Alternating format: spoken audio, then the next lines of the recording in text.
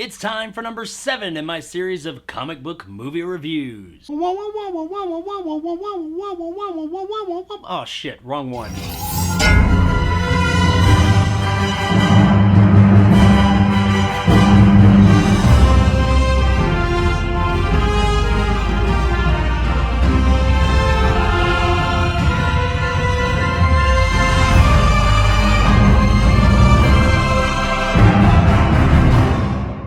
Wonder Woman 1974 is brought to us by director Vincent McKevity and stars Kathie Lee Crosby, Ricardo Matamon, and Andrew Prime. So Wonder Woman 1974 was originally a pilot for a Wonder Woman TV show back in the early 70s that didn't get picked up. So what the studio decided to do was cut it together as a movie and present it to the world. And this is a bit of a different take on Wonder Woman. While this time around, Diana, played by Kathie Lee Crosby, is still an Amazonian princess from that island I can never pronounce correctly, and she does don dual bracelets. That is about where the comparisons cease. This iteration of Wonder Woman is more like she's an undercover super spy or something. She doesn't really seem to have any superpowers like Wonder Woman typically does. Her bracelets do a lot of stuff, like they blow shit up. They don't blow up, they just blow shit up. It doesn't really make a lot of sense, but she blows quite a few things up with these bracelets. Also her outfit, yeah, this is nothing like the Wonder Woman we know. It is very early to mid 1970s. It looks kind of like a female version of something Evel Knievel would wear. Hell, even her name, Wonder Woman, I think it's only used like once, maybe twice in the entire movie. Which, I mean, I guess I can't really hold that against it. There are lots of instances in all the Wonder Woman lore where she's not really referred to as Wonder Woman. That's kind of like what the world calls her. Everybody else that she knows or comes in contact with, it usually calls her Diana. So okay, I guess they kind of got that right. Look, I'm reaching here, okay? Alright, so the story of this movie is that these 10 books across the world have been stolen by Ricardo Matamon's character. And within these books are all the names of these secret agents across the world. I definitely know that that's an issue with these books. They're never really totally clear on it. These books are kind of thick, and it seems like there must be a shit ton of agents if all 10 of these books contain these names. That's a whole bunch of motherfucking secret agents out in the world if they needed 10 full-size fucking books to contain all these names. Actually, it's not. Now that I think about it, it's only 39, because they mentioned that. There's 39 agents that are at risk because of these books. So why did they need 10 books for 39? I don't know. Why am I trying to figure this out? Anyway, moving on. Ricardo Matamon's Abner Smith is holding the books ransom and says that he will give them back to the United States government if they pay him, I don't know, a whole lot of money. I can't remember how much it was, and I really don't have the patience to go look right now. But it's a lie. It's like millions of dollars. So Diana, who by the way plays a secretary this time around to Steve Trevor, heads off to Italy to try and retrieve these books. And she is met with Mr. Smith's right-hand man henchman, George, played by Andrew Prime. George is the main antagonist in the vast majority of the movie. He's the one who keeps sending hitmen out to take out Diana left and right. And that's pretty much the vast majority of the body of the movie until we get to the end. She's hanging out at this hotel while random hitmen keep trying to take her out in a variety of different ways. And of course they keep failing until Mr. Smith finally invites her to his secret compound in Mexico, I think it was. I don't know. I got a little bit lost. It's out in the fucking desert. Oh yeah, and there's a thing about a donkey that they send in a crate to the US government,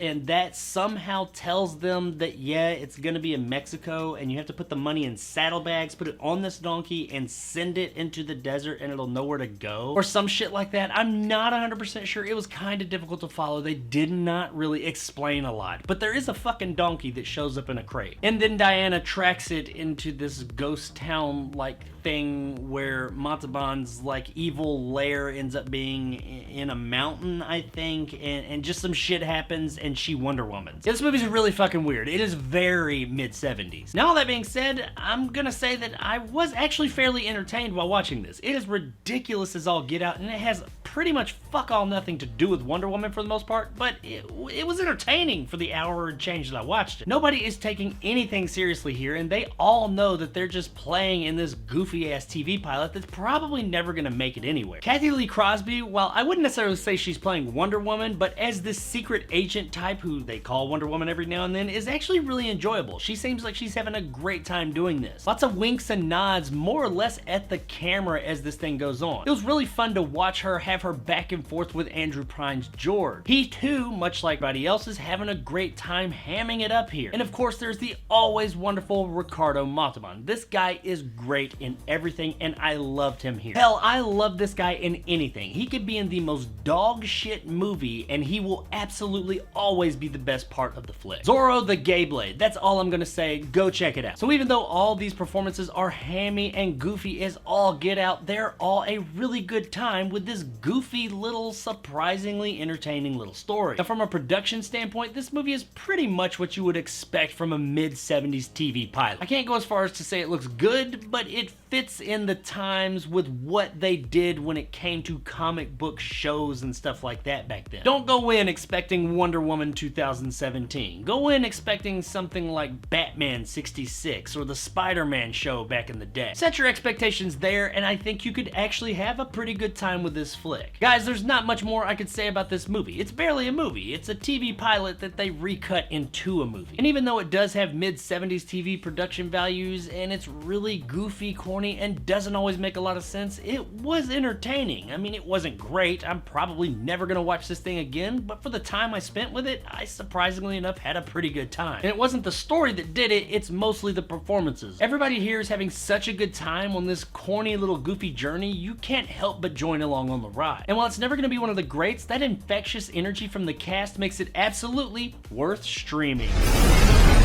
Across the street.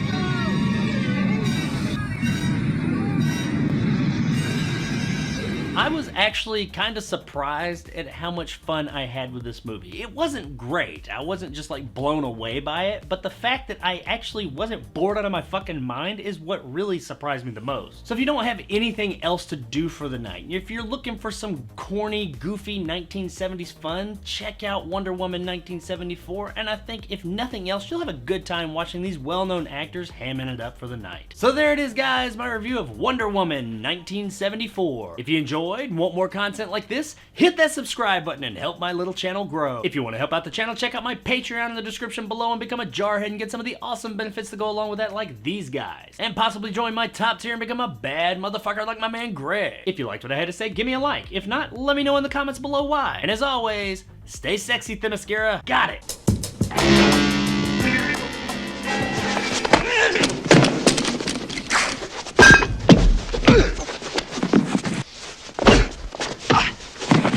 So what's next on the comic book movie review list? Ooh, Spider-Man. Spider-Man does whatever a spider can. Spins a web any size, catches thief just like flies. Look out, here comes the Spider-Man.